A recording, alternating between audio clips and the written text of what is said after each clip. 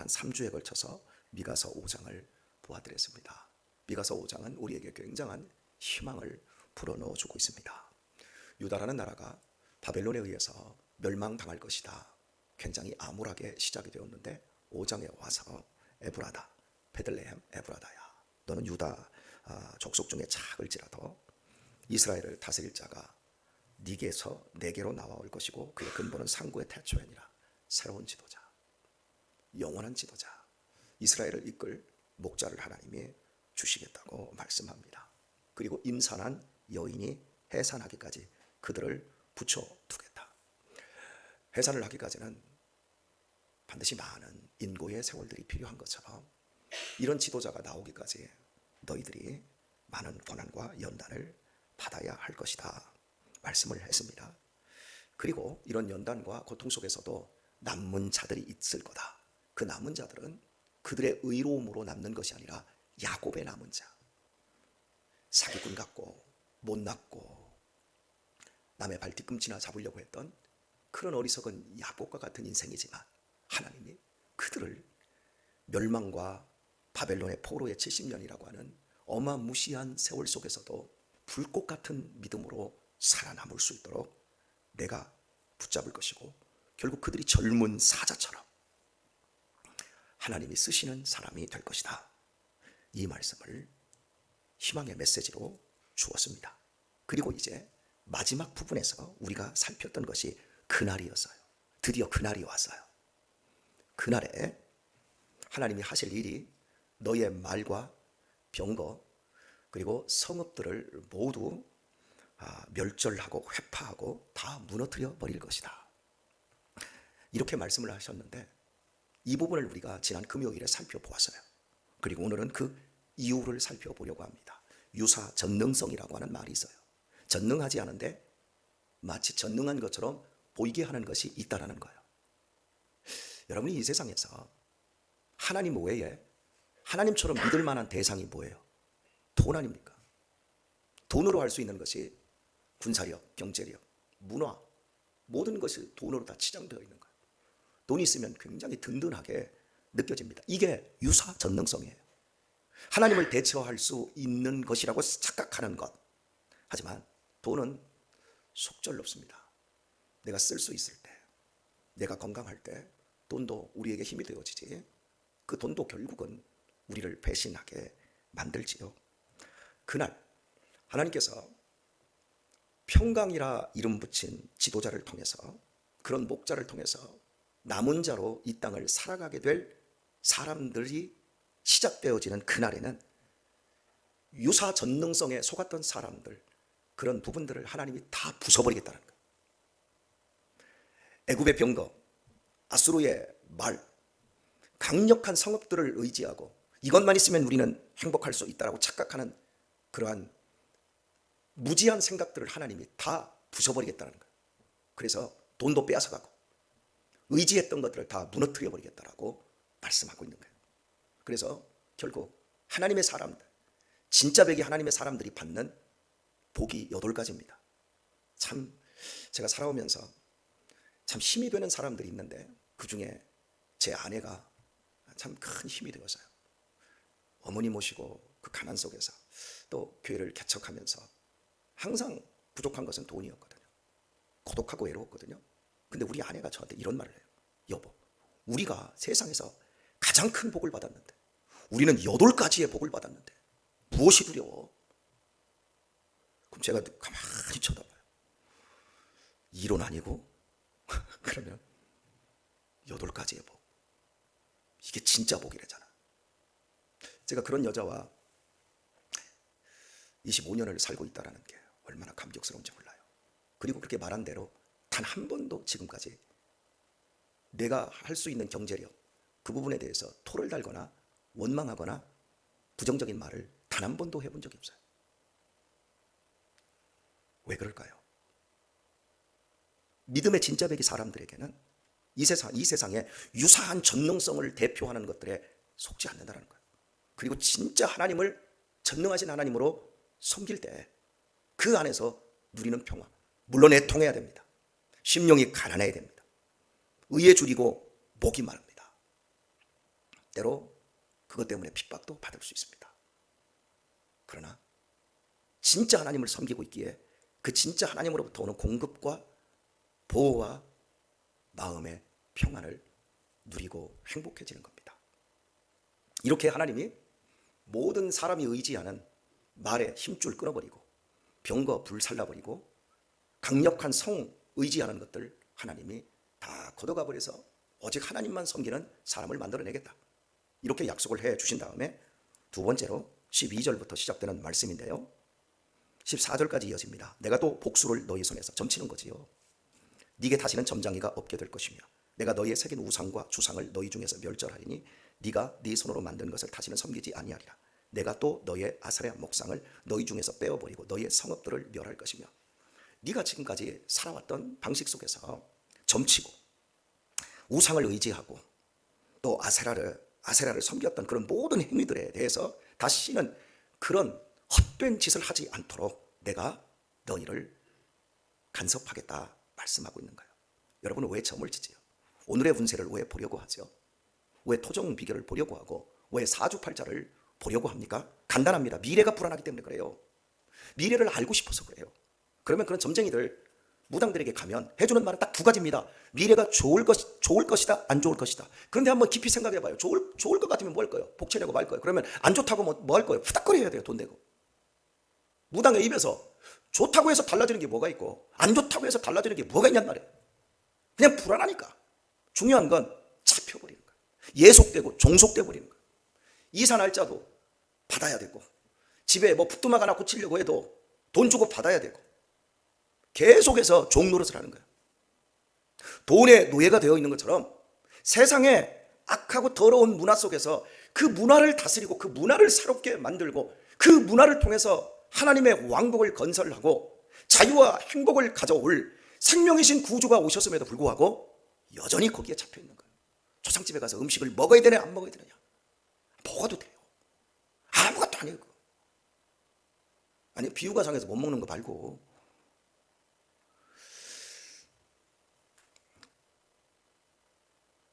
우리 안에서 종속되고 예속되는 것 누구에게도 우리는 예속되지 않습니다. 가짜 종교는 철저하게 사람을 지배해요. 기독교 이단들, 사이비들 보세요. 다 교주에게 예속되고 종속되어서 정신을 못 차리지 않습니까? 어떻게 판사들이 어떻게 교수들이 그런 무지몽매한 성적 착취자에게 하나님이라고 속아 넘어갈 수 있습니까? 그렇게 되니까요. 그러나 참된 종교는 생명의 종교는 우리에게 자유를 줍니다. 말 자체로 생명을 줍니다. 진리를 할지니 진리가 너희를 자유케 하리라. 예수님은 우리를 당신 것으로 억압적으로 예속시키지 않습니다. 참 제가 감사한 게 여러분은 제가 설교를 워낙 억세게 하니까 아주 강하게 하니까 제가 우리 자녀들을 집에서 정말로 억압하고 숨도 못 쉬게 애들을 끌고 가는 줄 알아요. 그러나 저는 우리 자녀들에게 철저하게 자유를 줍니다. 저한테 뭔가를 물어보면 답을 제가 알아도 답을 안 알려줘요. 네가 찾아봐. 그렇게 얘기해 줍니다. 그래? 이렇게 생각해서 아버지 생각은 어때요? 그러면 네 생각부터 얘기해봐. 네 생각이 어떤지. 항상 그래요. 우리 집에 애들이 홈스쿨을 합니다. 학교를 보내느냐 안 보내느냐 이 부분이 많은 이제 아이들과 그 관심사였죠. 그런데 홈스쿨을 아버지가 시킨 줄 알아요. 엄마가 시킨 줄 알아요. 우리 집안의 홈스쿨은요, 우리 애들한테 시켰어요. 학교 교육은 이렇다. 홈스쿨은 이거다. 홈스쿨의 장점은 집에서 엄마 아빠하고 충분히 함께하고 아침도 늦게까지 잘 수 있고 그리고 니네들이 하고 싶은 책을 많이 읽을 수 있고 체육활동도 많이 할 수 있다. 그런데 학교 가면 아침에 일찍 일어나야 돼. 그리고 학교에 가서 매달 시험을 봐야 돼. 서열을 정리해야 돼. 그리고 니네들이 읽고 싶은 책들은 읽기가 어려워져. 학교 수업 따라가려면 또 학원도 가야 돼. 쫙 얘기해주고. 어떤 게 좋냐? 아버지랑 함께 하는 게 좋아요. 왜 저는 애들하고 자전거 타고 했으니까. 이렇게 제가 우리 자녀들을 지금까지 키웠어요. 근데 지난주에 우리 아들이 영어 센터에서 선생님이 얘가 좀 특이한 거예요. 자기 주장이 굉장히 세고 부모들이 이제 학원에서 저한테 전화를 해요. 전화를 해서 우리 얘가 이렇습니다 저렇습니다. 그럼 제가 세 번째까지는 전화를 받았어. 세 번째 전화를 딱 받았을 때 제가 그랬어요. 선생님 왜 저한테 전화하세요? 그랬더니 이 사람이 부모니까 당연히 전화해야 되죠. 공부를 제가 합니까? 근데 선생님 갑자기 딱 멈추더라고요. 공부를 제가 합니까? 우리 유신이가 합니까? 유신이가 하죠. 그러면 우리 유신이가 학업 성취 욕구가 없습니까? 엄청 높지요. 저한테 전화하지 마세요. 보냈으면 선생님이 알아서 하세요. 저는 다 본인에게 맡겨요. 그랬더니 이제 홈스쿨을 하는 게 아니라 그 선생님이 우리 유신이한테 물은 거예요. 유신아, 너는 이 다음에 네 자식을 키워서 학교 보낼 때쯤 되면 홈스쿨을 시킬래? 아니면 학교를 보낼래? 물었어요. 그럼 어떻게 대답할까요? 상상해 보세요. 홈스쿨 시킨다고 이제 자기가 홈스쿨을 했으니까. 왜? 추우니까. 아버지랑 많이 여행도 하고 산도 많이 가고 걷기도 많이 하고 국토종강도 했으니까 그게 여러분의 상상력이에요. 유신이는 그렇게 대답을 안 했다고 하더라고요. 깜짝 놀랐어요. 우리 애한테 물을 거예요. 애가 선택할 수 있도록 하게 얘기할 거예요. 제가 지금 무슨 얘기를 하냐면 본인의 선택에 의해서 본인이 책임지게 만들어야 된다는 얘기인 거예요. 그런데 복술, 무당, 예속된 사람들은 자기의 선택이 없어요. 교주가, 무당이 얘기해주면 자기의 자유는 없고 무조건 종속되는 거예요. 그리고 책임도 없는 거예요. 그리고 나중에 안 되면 무너지는 거예요. 피해의식, 부정적인 생각, 귀신에게 계속 잡히는 거예요. 기독교 신앙의 핵심은 자유예요. 그리고 그 자유는 책임으로 가는 거예요. 자유와 책임은 인간의 고유한 영역이에요. 부산의 민사재판장에서 재판이 붙고 있었어요. 실제 있었던 일인데 얼마 전에 있었던 일이에요. 40대 후반에 아주 잘 차려입은 건물주가 피고인이 돼서 있고 거기에 이제 임차하고 있는 사람이 이제 서로 이제 맞고수를 해가지고 변호사끼리 이제 막 하고 중재를 판사가 하는 거예요. 그런데 여기 임차인이 1차 조정하고 2차 조정하고 3차 조정까지 가는데 3차 조정에서 여기 임차인이 나는 더 이상 양보할 수 없다. 이게 끝이다. 딱 그러니까 여기 40대 후반에 잘 차리고 키도 한 1m 85 정도 된 덩치도 이만한 사람이 여기 더 이상 못한다고 하니까 그 임대사업하는 사람이 갑자기 법정에서 일어나더니 뒤를 돌아보더니 한다는 말. 뒤에 엄마가 앉아있어. 엄마 어떻게 해야죠? 49살인데 사장님 소리 들으면서 큰 빌딩의 건물주인데 엄마 어떻게 해야죠? 명의만 아들 명의로 되어 있지. 엄마가 다 해주는 거야. 그 나이 먹도록. 자유는 있는데 책임이 없는 거죠. 사실은 자유도가 없는 거예요. 책임이 없으면. 내 신앙에 대해서, 내 인생에 대해서 돌아보세요. 나를 정말 누가 책임져 주고 있는가? 내가 의지하는 돈이 나 지금 책임져 왔나요? 오늘 잘 될 거야. 앞으로 잘 될 거야. 올 여름에는 어려울 것 같습니다.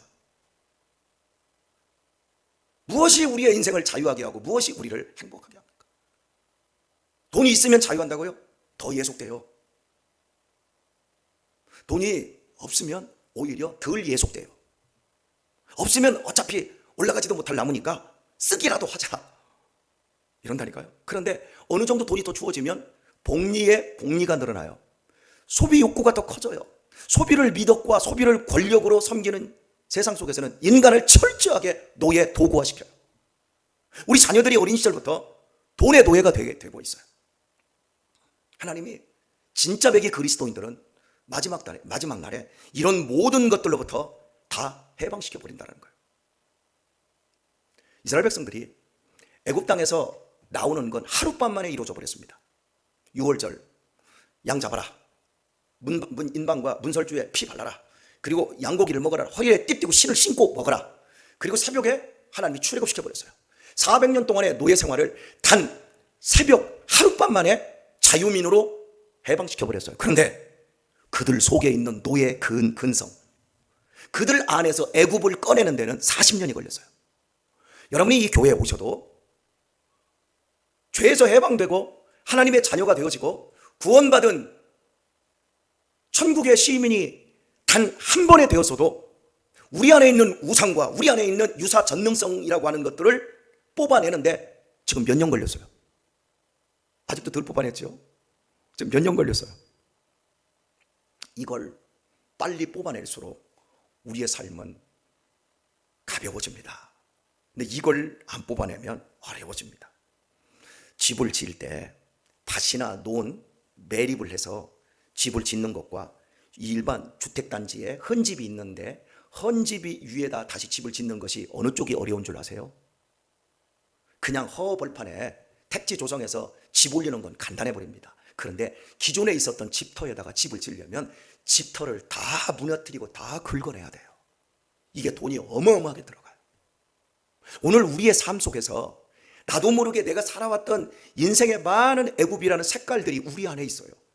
꼭 복수를 따라가고 있고 전치고 있고 내가 내 손으로 만든 걸 우상으로 하나님으로 섬겨요. 하나님이 그러한 무지로부터 예수 그리스도가 오시면 건져내시겠다고 약속하고 있는 말씀. 구원은 여러 차원에서 설명할 수 있겠지만 미래에 대한 두려움이 사라져버리는 거예요. 죽음으로부터 우리가 풀려난 사람들 아닙니까? 죽음으로부터, 죽음의 공포로부터 풀려난 사람들인데 이 땅에서 환난이나 공고나 핍박이나 기근이나 적신이나 위험이나 칼이 무슨 두려움이 있겠냔 말이에요. 백범 김구 선생이 독립운동을 하시면서 밀정들이나 일본 스파이들에 의해서 계속해서 죽음의 유혹을 당합니다. 그 세월이 20년도 넘어요. 30년이에요. 생각해 보세요. 일본의 밀정들이 만주에 다 깔려 있어요. 언제 어디서 총이 올지 몰라요. 칼에도 찔리고 저격도 맞고 이런 과정을 거치는데도 김구 선생이 이 말을 해요. 아니 어떻게 그렇게 용기가 있냐? 당신에게 가장 큰 현상금이 걸려 있다. 누가 배신해서 당신을 죽일지 모른다. 그런데 김구 선생님 껄껄껄, 이 양반 김구가 키가 컸거든요. 거인 형상 얼굴도 이렇게 막 무락무락 했는데 이분이 껄껄껄 웃으면서 딱 한마디 한 게 뭐냐면 하나님이 내 편이신데 누가 나를 건드려. 오늘 우리의 삶 속에서 일어나고 있는 모든 고난, 아픔, 절망, 여기에 여러분 사로잡히지 마세요. 피해의식에, 부정적인 생각에 여러분을 방임시키지 마세요. 8가지의 복을 받은 사람이 이 땅에서 한두 가지 복을 못 가졌다고 원망하고 불평하지 마세요. 감격하고 기뻐하세요. 오늘 은혜가 안 되나 봐요. 그 목사님 말이지요. 이걸로 받으십니까? 아니면 진짜 배기로 받으십니까? 저는 살아오고 여러분들도 많은 고난을 거쳐왔지만 저 역시 고난의 세월들을 나름대로 거쳐왔어요. 그러면서 제가 느낀 게 그거예요. 나는 남은 자구나. 어머니로 인해서 교회를 개척함으로 인해서 물질적인 아픔, 인간적인 갈등 속에서 내가 자유인이 되었구나. 더 감격적인 사람이 되었구나. 이걸 제가 깨닫게 되었습니다. 오늘의 말씀을 맺도록 하겠습니다. 너는 내 아들이다. 할렐루야. 내가 오늘날 너를 낳았으니 너는 내 아들이다. 열방을 네게 기업으로 주리라. 이런 약속을 받은 사람들이 저와 여러분들이에요. 영원한 운세가 결정되었다는 거예요. 오늘의 운세 같은 거 쫓지 마세요. 올해 잘 될지 안 될지 그런 거 여러분 생각하지 마세요. 영원히 잘 될 줄 믿습니다. 두려워하지 마세요. 죽음의 공포, 이미 그것까지도 우리는 해결받은 사람들이에요. 그리스도를 깊이 묵상하세요. 마지막 말씀 15절. 내가 또 진노와 분한으로 청종치 아니한 나라에 갚으리라 하셨느니라. 청종하세요. 오늘 준 말씀 청종하세요. 이 청종은요, 원어적으로요, 어떻게 듣는 거냐면 나를 이긴 상대방 앞에서 배를 땅바닥에 대고 손을 쭉 뻗고 그냥 엎드려 버리는 겁니다. 그리고 나를 밟든지 나를 불러 패든지 나는 이제 당신 편입니다. 이게 청종이에요. 이렇게 하지 않으면 하나님의 진노와 분한밖에는 없다 말합니다.